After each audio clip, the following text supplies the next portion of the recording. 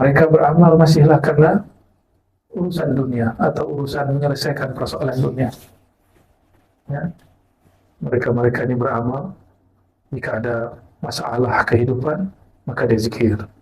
Ada masalah rezeki, maka dia sholawat. Maka jika ada zikir pelancar rezeki, pelaris uang rezeki, itu zikir awal. Zikir, kita zikir mendekatkan diri kepada yang maha memberi rezeki. Kita berzikir mendekatkan diri kepada yang maha kaya dan yang maha mengayakan. Setiap kali dia lalai ingat Allah, dia wudu. Hati dia lalai, dia langsung wudu. Dia anggap itu hadas. Jadi bagi Sidi Abdullah, hadas itu ketika engkau memasukkan dunia yang kotor, yang berhadas itu ke dalam dirimu. Lalu apa zikirnya mereka? Zikir harifi. Untuk teman-teman yang menonton kajian ini, jangan lupa bersalawat kepada Nabi kita Rasulullah Muhammad sallallahu alaihi wasallam. Allahumma salli ala Muhammad wa ala ali Muhammad. Dalam kitabnya Ar-Risalah, yaitu Risalah At-Turuq ilallah, kecil sekali, lalu dia ulang lagi dalam kitab Fawaidul Jamal bahwa jalan kepada Allah itu ada 3. Pertama, jalan yang umum. Ini istilah dari saya, tapi istilah dari beliau jalan abidin, zahidin. Jalannya orang ahli ibadah dan ahli zuhud. Orang ahli ibadah dan zuhud suka dengan angka-angka. Nabi SAW ajarkan zikir dengan angka. Tapi Nabi SAW tidak membatasi zikrullah pada bilangan-bilangan tertentu. Bilangan dan angka hanyalah contoh dari baginda Nabi Muhammad SAW. Sedangkan zikrullah itu zikran katsira, ya alladzina amanu zkurullaha zikran katsira. Wahai orang yang percaya kepada Allah, di hatinya, di kalbunya, zikirlah sebanyak-banyaknya. Maka angka 100, 70, 1000, 11.000, 70.000 hanyalah latihan. Ya. Namun orang awam, bagi dia zikir pagi petang sudah cukup. Ya. Tapi bagi orang yang lain itu tidaklah cukup. Ya. Jika ada di dunia nyata orang punya ekonominya apa sebutannya, ya pas-pasan gitu, apa namanya, cukup. Nah, inilah orang kelompok pertama itu. Dia mencukupkan penghasilan rohaninya dengan zikir bagi petang dan angka-angka tertentu. Mereka ini juga zuhud, mereka takut jika memegang dunia, takut tergoda oleh dunia. Mereka khawatir dia goyah dari dunia. Maka mereka mentalak dunia dengan cara meninggalkan zahirnya dunia. Ya. Maka mereka disebut dengan az-zahidun dan juga disebut dengan abidun. Zahidin, abidin. Orang yang zuhud secara zahir dan orang yang ahli ibadah secara zahir. Dan ini thariqah ammah, thariqahnya umum.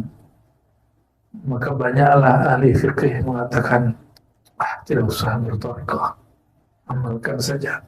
Akhirnya murid-muridnya, bahkan dirinya sendiri mempunyai amal rohani tidak tertata dengan baik, tidak mempunyai kedisiplinan yang utuh.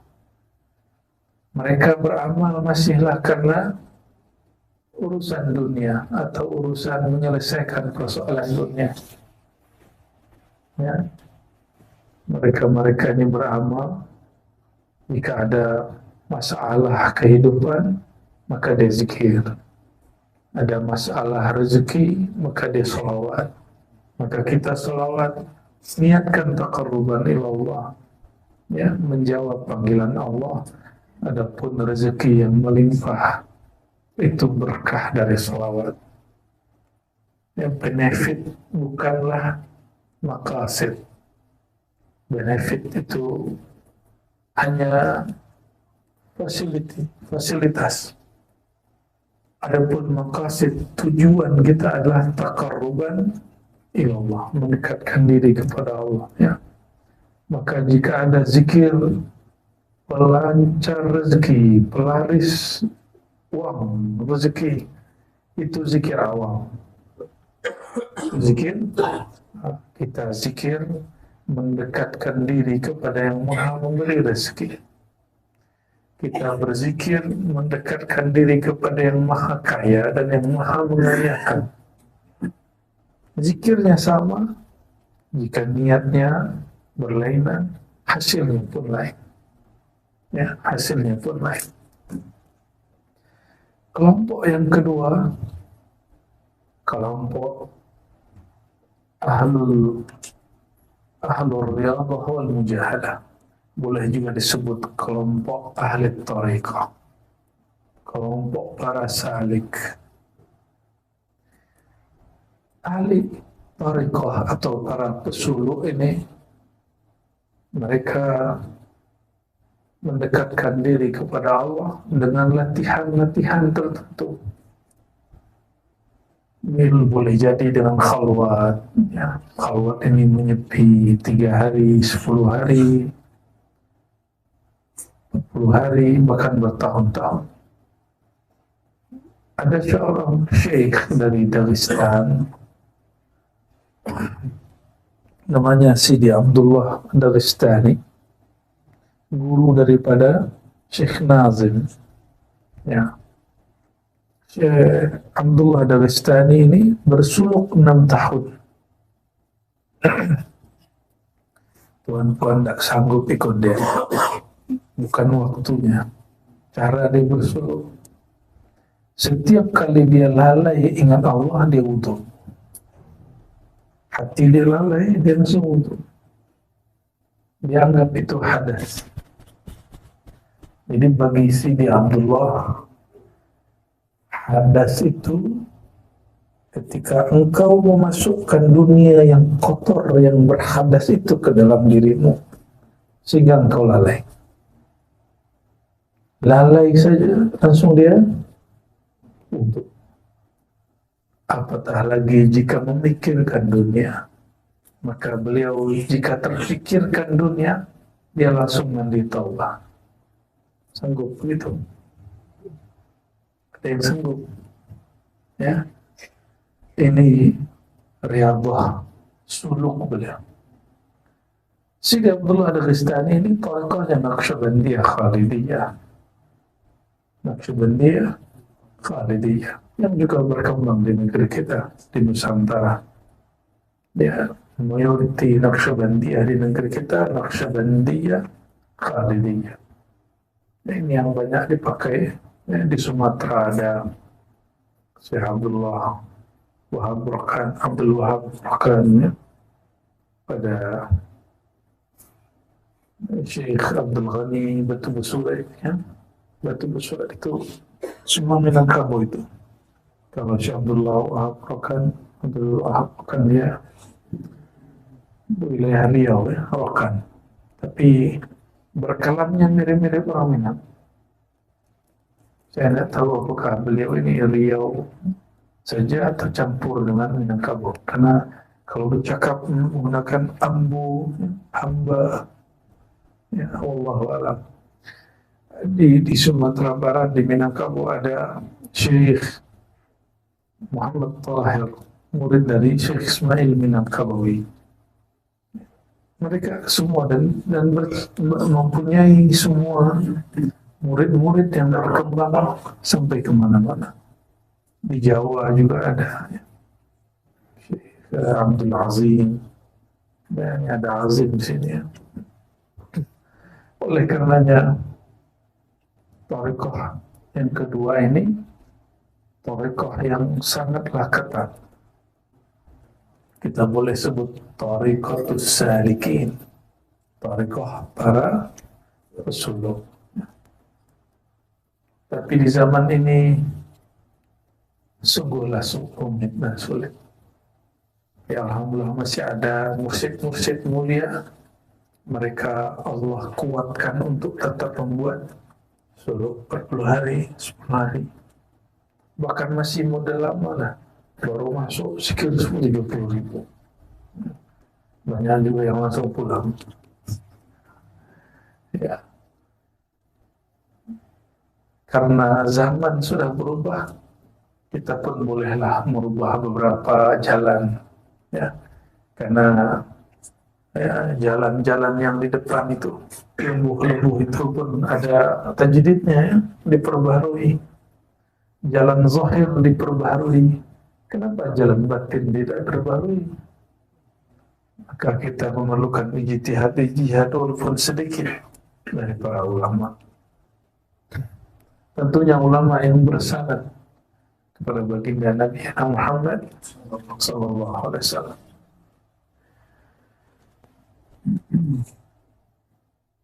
Kenapa Sidi Syekh Abdullah Daristani begitu ketat dan tasyadud pada dirinya?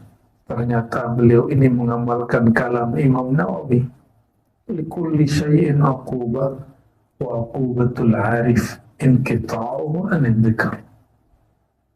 Setiap sesuatu ada siksaannya, dan siksaan seorang yang arif. Jadi bagi orang yang pezuhud, dia ada siksaan dia jika dia mengambil dunia. Dia tertidur dari tahajud, dia tersiksa. Tapi bagi para pesuluk ini, orang-orang yang mulai menempuh jalan kepada Allah, siksaan itu adalah inqita'u anil dzikr.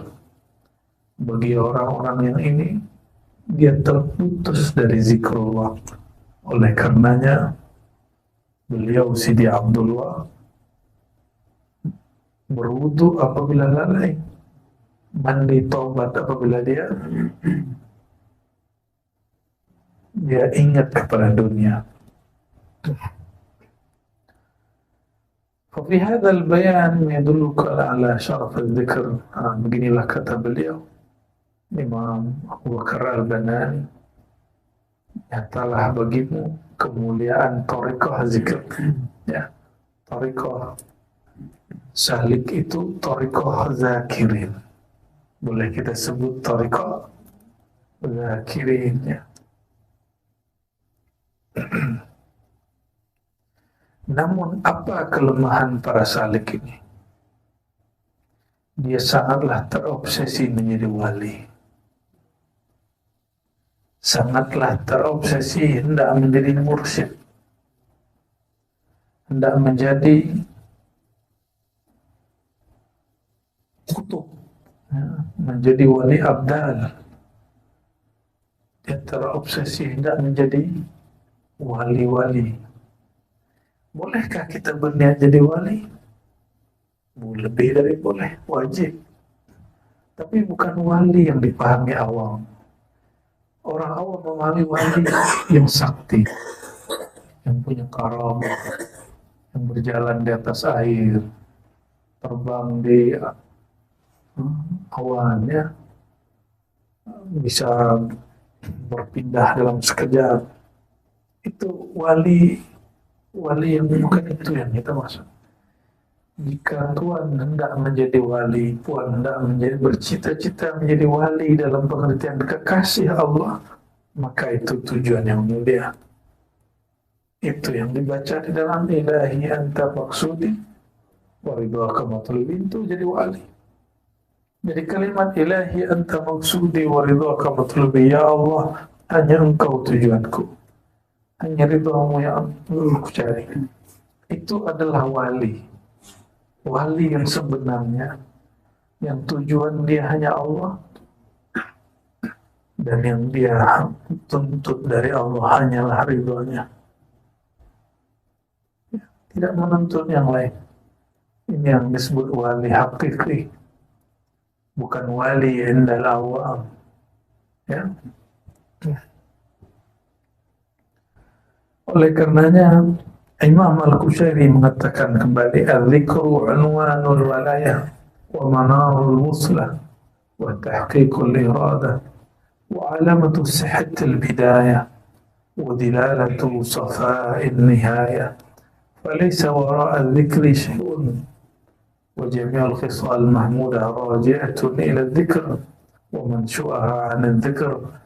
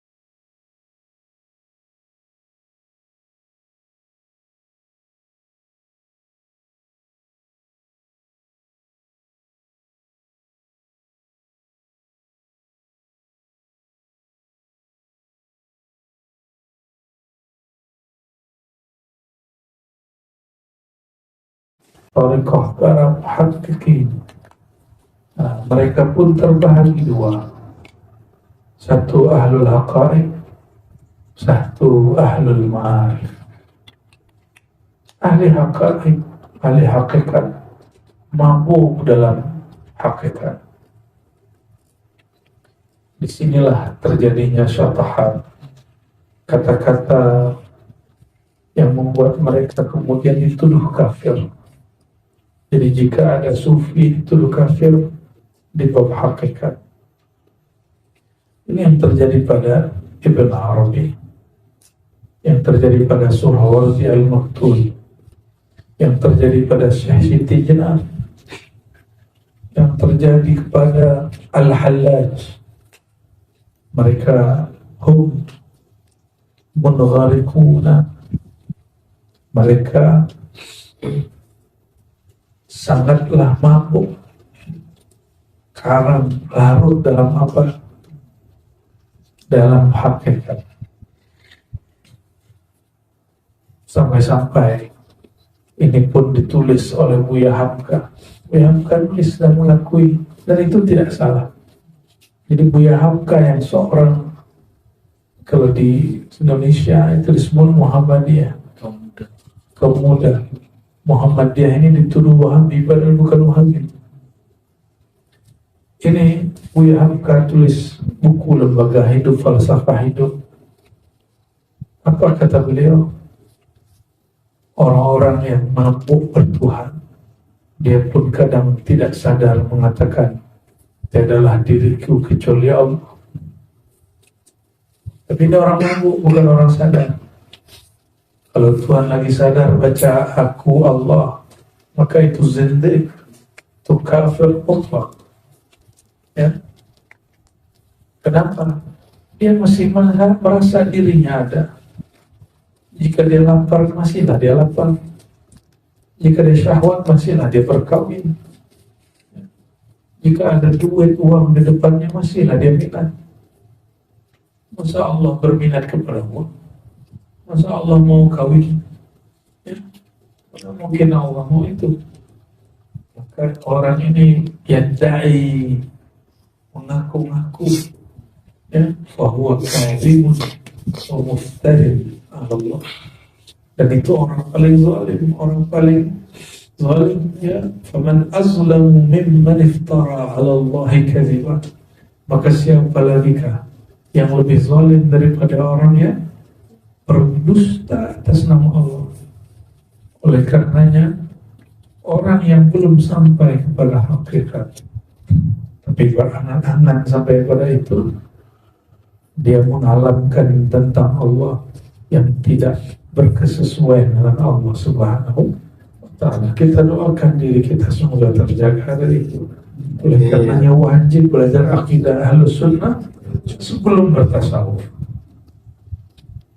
Ya, wajib belajar akidah Ahlus Sunnah sebelum berthariqah, atau wajib sembari bertasawuf kita belajar akidah Ahlus Sunnah wal Jamaah. Jadi sama-sama jalannya.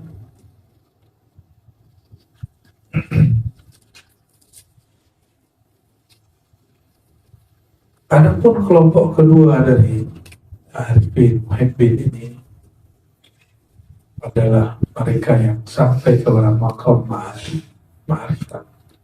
Apa kata Syekh Abdul Qadir Jilani? Ma'rifat itu majmu'ul haqa'iq, kumpulan dari hakikat, itulah namanya ma'rifat. Dikumpulkan pemahaman yang benar itu, barulah tumbuh kemakrifatan kepada Allah. Orang bermakrifat, muncullah adab kehambaan. Jadi yang mengatakan zat aku, zat Allah, dia tidak beradab.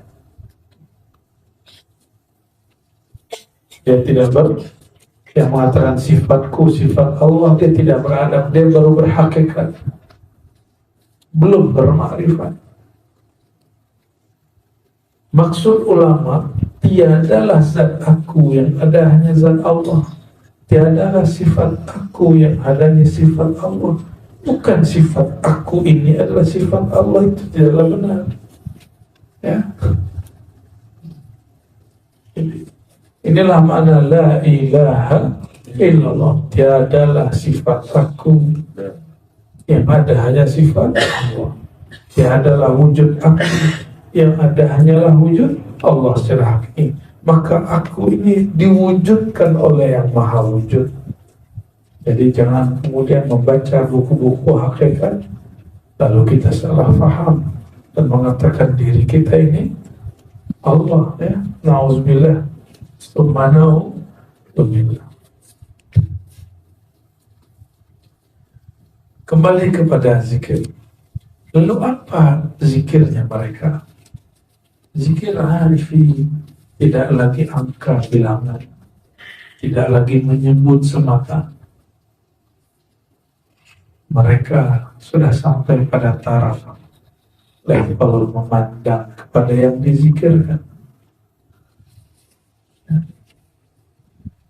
Apabila ada orang menyebut nama, kita jumpa dia, terus dia nanya, ya misalnya saya jumpa nih Haji Azim nih.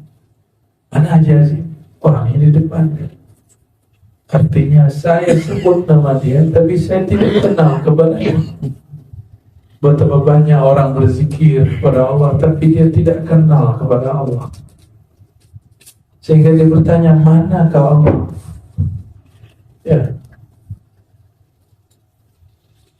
Dia bersalawat kepada baginda sallallahu alaihi wasallam, tapi dia tidak kenal kepada Nur Sayyidina Muhammad sallallahu alaihi wasallam.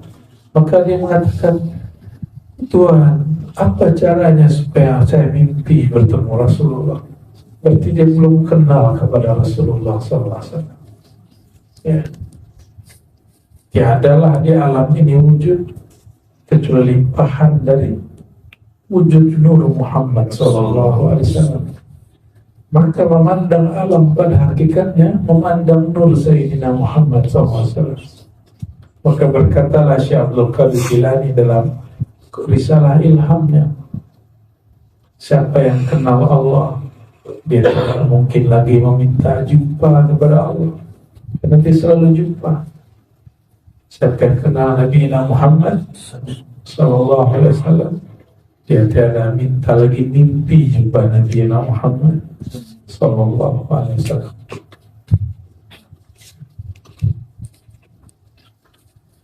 Jadi zikirnya mereka apa? Karena mereka kenal, mereka mengandang dalam zikirnya. Sama-sama baca nama Allah, sama-sama baca Subhanallah. Lain bezanya adalah yang pertama sibuk dengan angka, sibuk dengan makharijul huruf. Yang kedua sibuk dengan niat-niat ingin jadi wali, ingin tenang, ingin bercahaya, ingin dapat aura dan cakra. Sedangkan yang ketiga, dia sudah kenal Allah Maha Bercahaya, sudah kenal zat yang tiada tara, maka zikirnya disebut zikir syuhudiyah. Dia menyebut dengan lisan, tapi batinnya memandang kepada yang disebut. Karena Allah tiadalah berupa seperti makhluk, tapi dia mengatakan wajahnya manusia, wajahnya Adam, itu suratul Rahman. Oleh karenanya memandang kepada wajah diri, memandang kepada wajah Allah. Limana lianna wajhal insan, wajah bani Adam muttajihun ila wajhillah. Karena wajahnya manusia, dia langsung berhadap-hadap sebenarnya dengan wajah Rahman Rahimnya Allah Subhanahu wa Ta'ala. Satu kali Maulana Al-Hasan, Sayyidina Al-Hasan Al-Basri, syaka ilaihi rajulun, ada seseorang datang kepadanya mengeluhkan tentang hatinya yang keras. Ya Sayyidi, hatiku tidak menikmati zikrullah. Wahai Tuan Syekh, kenapa diriku tidak menikmati sholat, tidak menikmati bersolawat? Apa obatnya wahai Tuan? Apa jawaban Sayyidina Al-Hasan? Udnuhu min majalis dzikr, dekatkan dirimu kepada majelis-majelis zikir. Majelis zikir ini dua, satu zikir ritual, satu zikir spiritual. Zikir ritual yang kita lakukan tadi, zikir pagi petang, ya, semua yang berhadir ini saya izinkan, ijazahkan mengamalkan wirid asas yang kita baca dan contohkan beberapa hari ini. Syahadat, lalu baca apa? Istighfar 100. Setelah syahadat baca apa? Istighfar 100. Ini zikir Nabi SAW. Yang kedua, la ilaha illallah 100. Jika kita punya waktu yang luang, lanjutkan la ilaha illallah wahdahu la syarikalah, lahul mulku wa lahul hamdu yuhyi wa yumiitu wa ala kulli syai'in qadir 100. Tapi jika lagi sibuk, lagi ada urusan, lagi jika ada kegiatan lain, program lain, maka baca la ilaha illallah, ya. Dan yang ketiga, bersalawat kepada baginda SAW juga 100. Dan yang terakhir, bersalawat bertasbih pada Nabi dengan menyebut subhanallah bihamdi subhanallah, ya. Ini yang asas. Lalu ditambahkan jika waktu luang, ya Latif 129 kali, ya Allah minimal 40 kali, ya, 40, 66, 70, 100, syukur-syukur 1000, ya. Tapi segitu pun cukup. Boleh dizahirkan, boleh dibatinkan. Yang dibatinkan mesti ditakib, carilah gurunya, ya. Lalu ditutup dengan baca suratul Fatihah dikirim kepada baginda Nabi Muhammad SAW dan guru yang mengajarkan, ya, guru yang mengajarkan. Ini disebut wirid asas. Hatta seorang Nabi Muhammad SAW tidak meninggalkan zikir ini, apalagi kita, ya, kecuali ya latif tambahan dari ulama berdasarkan ajaran baginda Nabi Muhammad SAW. Jadi silakan, ya, diamalkan ini akidah. Kata Imam Syazili, orang yang terhubung kepada kami, maksudnya para sufi, para wali, ada kalanya dengan cara membaca kitab mereka, ada kalanya dengan mengamalkan zikir mereka, ada kalanya dengan bersohbah, khidmat kepada mereka, ada kalanya dengan ikut suluk tarbiyah mereka. Nah, tinggal pilihlah.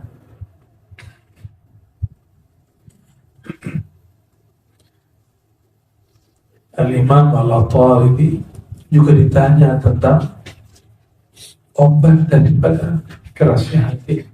Jadi beliau ditanya, wahai Tuan Al-Ataribi, hatiku keras, apakah obatnya? Apakah penawarnya? Apa jawaban beliau?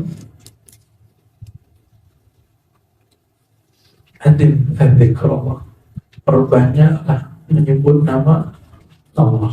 Maka bolehlah kita sebut zikrullah tabibul qulub. Ini kaidah. Zikir kepada Allah penyembuh kalbu, penyembuh kalbu. Maka obat hati yang sakit, hati yang gelisah, hati yang tidak tenang, hati yang berprasangka, hati yang banyak was-was, itu obatnya adalah zikrullah. Dan zikrullah ini afdalnya kenal kepada yang dizikirkan. Oleh karenanya syarat usul ilallah al-ilm, syarat sampai ke hadirat Allah ilmu.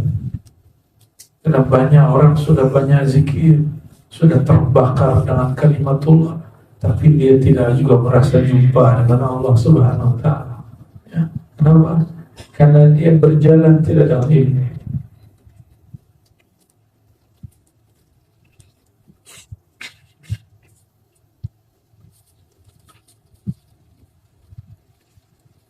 Lalu beliau mengatakan, al-qulub tasadda kama yasdal hadid fayakunu jilauha bidzikr. Kalbu itu juga akan ternodai sebagaimana berkarat, ya. Kalbu itu akan berkarat sebagaimana berkaratnya besi, maka pembersihnya yang membuat dia kembali mengkilat adalah zikrullah, ya. Dan zikru Sayyidina Muhammad SAW min zikrillah, menyebut, mengingat tentang Sayyidina Muhammad SAW, bagian daripada zikrullah. Inilah bagian akhir yang mau saya sampaikan. Jika ahwal rasa terlalu kuat, perbanyaklah sholawat, karena ini menawar, ya, jazabat ruhiyah, tarikan rohani yang sangat kuat, ya. Pernah melihat orang zikir berteriak, itu obatnya sholawat. Penawarnya adalah sholawat. Bersolawat, nanti badannya, tubuhnya, jiwanya akan dilembutkan Allah Subhanahu wa ta'ala. Dan kenapa mengingat Nabi Muhammad SAW bagian dari mengenal Allah? Karena beliau di atas para wali.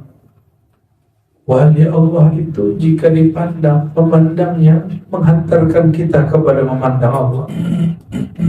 Apalagi penghulunya para wali dan nabi, Sayyidina Muhammad SAW. Maka mengingatnya, mempelajari tentangnya akan menghantarkan kita kepada mengingat Allah Subhanahu wa ta'ala. Jadi kita tidak menyembah Sayyidina Muhammad SAW, apalagi menyembah guru. Kita hanya menyembah Allahu wahdah, ya. Namun jalan untuk menyembah Allah mengenal orang yang paling sempurna menyembah Allah. Oleh karenanya dalam tafsir Isyari, tiadalah aku menciptakan jin dan manusia, wa ma khalaqtul jinna wal insa illa liya'buduni, kecuali untuk menyembah aku, dan itu ia adalah Sayyidina Muhammad SAW. Maka jika ditarjamah, diterjemahnya, ditafsir, ditakwil, tiadalah aku cipta jin dan manusia kecuali untuk engkau, hai Muhammad SAW. Oleh karenanya kalimat laulaka ya Muhammad itu bukan hadis Nabi, itu hadis ilhami yang turun kepada seorang wali. Saat dia baca ayat ini, maka dia mendapatkan satu sir di kalbunya.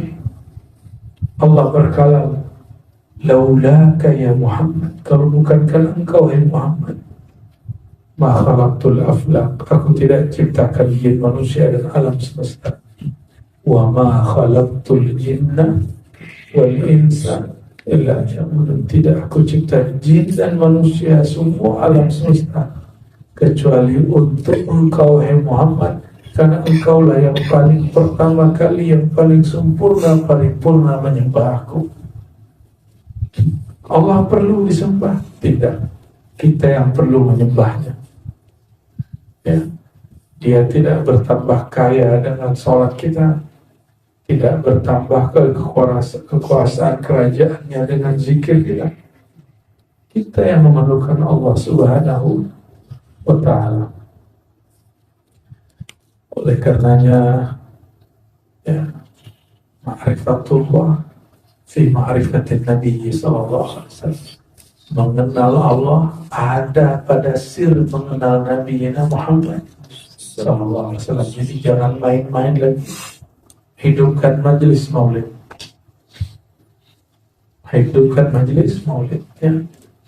Kalau di Ribat di Jakarta kita ada malam maulid. Setelah maulid kami baru tawajud. Ada malam ilmu, karena ilmu itu sirnya baginda SAW. Karena ulama dulu mengatakan hari Rabu, malam Rabu itu malam nur, malam ilmu. Maka kami hidupkan mulai daripada asar hari Selasa, pagi, esok, petangnya Rabu. Kita hidupkan sampai tengah malam. Kita mengkaji ilmu. Silakan cari waktu, cari time-nya di majelis-majelis. Mesti ada majelis ilmunya, mesti ada majelis salawat dan zikrullahnya. Jadi ada 3 yang penting: majelis ilmu, majelis salawat, majelis tawajuh zikrullah. Ya. Terserah dikasih nama apa, yang penting isinya itu. Ya. Majelis ilmu disebut misalnya kuliah, kuliah ma'rifat, boleh. Majelis salawat disebut majelis mahabbah, silakan. Majelis tawajuh disebut majelis maghfirah, boleh. Majelis taubat, itu hanya nama. Ya.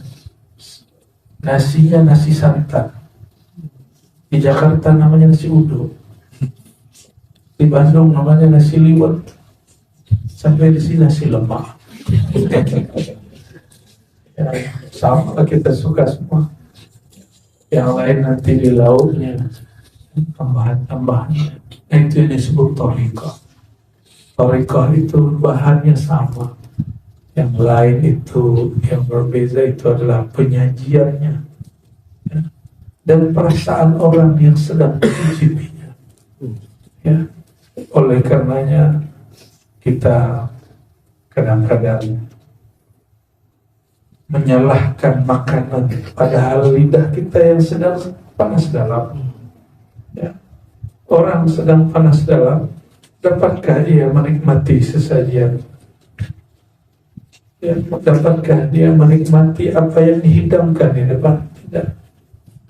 Maka jangan salahkan makanan di hadapanmu, salahkan lidahmu dan mulutmu yang sedang berpenyakit. Ya. Jangan salahkan zikir dan gurumu, tapi salahkan dirimu yang sedang bernoda, qalbumu yang sedang berpenyakit. Fi qulubihim maradun Kalbu mereka berpenyakit. Jika az-zikru qutul qulub, zikir itu makanan hati, maka bagi orang yang sedang sakit, zikir itu tabibul qulub, obat dulu. Mana ada obat yang manis? Nah, obat manis atau pahit? Pahit. Oleh karenanya bertahan, bersabarlah atas pahitnya obat. Nanti kita akan merasakan manisnya zikrullah. Ya. Namun jika orang mengatakan, saya tidak suka pahit, ya sudah. Dia tidak akan menikmati itu sampai mati. Alhamdulillah, alhamdulillah. Semoga ini, karena ini majelis penutup pada rihlah mahabbah kami. Kami bermohon kepada Allah Subhanahu wa Ta'ala, semoga majelis ini diberkahi, tempat ini diberkahi, Bapak dan semua ahlul majelis, ahli khidmat, Allah berkahinya. Dan kami, jika ada yang tidak berkenan, telah membuat sibuk, merepotkan, nastaghfiru minkum, kami dari hati yang paling dalam memohon maaf atas semua kesalahan kekurangan, karena yang sempurna hanyalah Allah, lalu sempurnanya turun kepada Rasulullah. Kita ini jauh dari kesempurnaan, mohon maaf atas segalanya.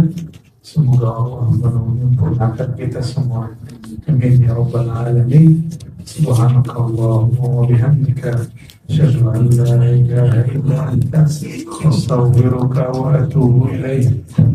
لقد جاءكم رسول من أنفسكم عزيز عليه ما عنتم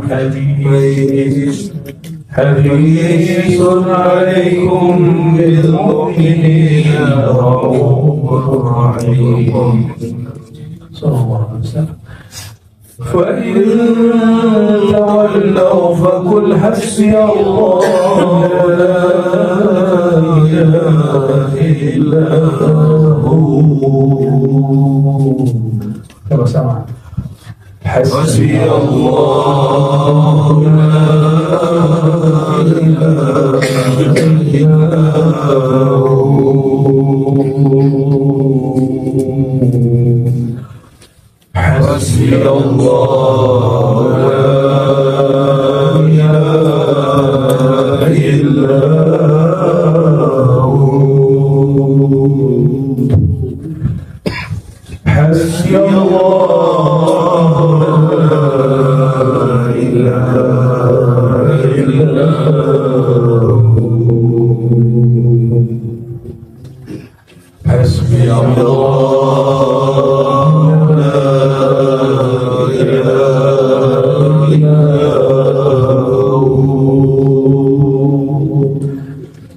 Hasbi Allah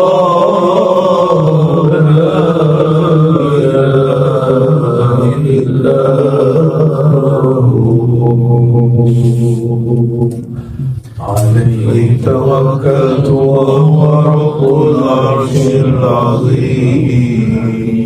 الفاتحة. أعوذ بالله.